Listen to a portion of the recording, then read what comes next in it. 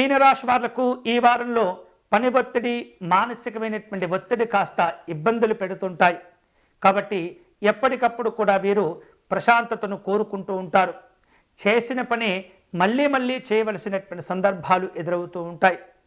కష్టమైనటువంటి పనులు చేపట్టేటప్పుడు విభిన్న ఆలోచనలతో కూడినటువంటి వ్యవస్థలు ఏవైతే ఉంటాయో అవి మిమ్మల్ని వివిధ రకాలుగా ప్రభావితం చేస్తూ ఉంటాయి. కాబట్టి ఏదైనా ఒక ముఖ్యమైనటువంటి పనులు చేపట్టేటప్పుడు ఇతరమైనటువంటి అనాలోచితమైనటువంటి నిర్ణయాలు, ఆలోచనలు చేయకుండా పట్టుదలతో, ఏకాగ్రతతో మీరు కనుక ప్రయత్నం చేస్తే ఈ వారం అన్ని రకాల శుభ ఫలితాలు పొందుతుంటారు. నిజాయితీగా వ్యవహరించి కష్టపడేటటువంటి వాళ్లకు ఈ వారం ఉత్తమమైనటువంటి అవకాశాలు కూడా కలిసి వస్తుంటాయి. వ్యాపారస్తులు అన్ని రకాలుగా జాగ్రత్తలు తీసుకోవటం, వ్యాపారాలను విస్తరింపచేసేటటువంటి ప్రయత్నాలు చేస్తుంటారు. ఉద్యోగపరంగా, కుటుంబ పరంగా ఈ వారం మీనరాశి వాళ్లకు విపరీతమైనటువంటి ఖర్చులు కూడా పెరుగుతుంటాయి. 10 రూపాయలు సంపాదిస్తే 50 రూపాయల ఖర్చు కూడా ఉండేటటువంటి పరిస్థితి ఉంటుంది. వాహనాలు, ప్రయాణాల విషయంలో జాగ్రత్తలు తీసుకోవాలి ఈ రాశి వారు. ఆరోగ్యపరంగా కూడా ఎప్పటికప్పుడు జాగ్రత్తలు తీసుకోవాలి. పెద్దవారి యొక్క సహాయ సహకారాలు మీకు మేలు చేస్తుంటాయి.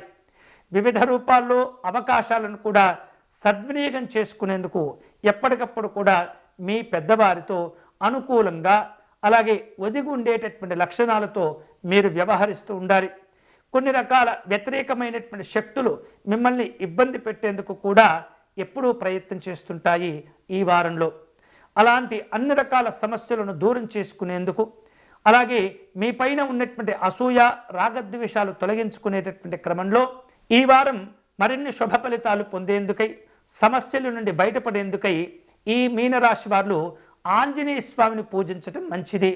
వీలైతే కనుక హనుమాన్ చాలీసా పారాయణం చేయటం, తమలపాకులతో స్వామివారిని పూజించటం ద్వారా శుభ ఫలితాలను పొందుతారు. ఆంజనేయ స్వామి వారికి తమలపాకులతో అర్చన నిర్వహించి తాంబూలమును కూడా సమర్పణ చేయండి.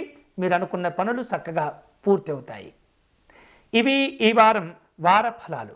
తిరిగి వచ్చే వారం మళ్ళీ మన వార ఫలాలు కార్యక్రమంలో కలుసుకుందాం. అంతవరకు సెలవు. స్వస్తి.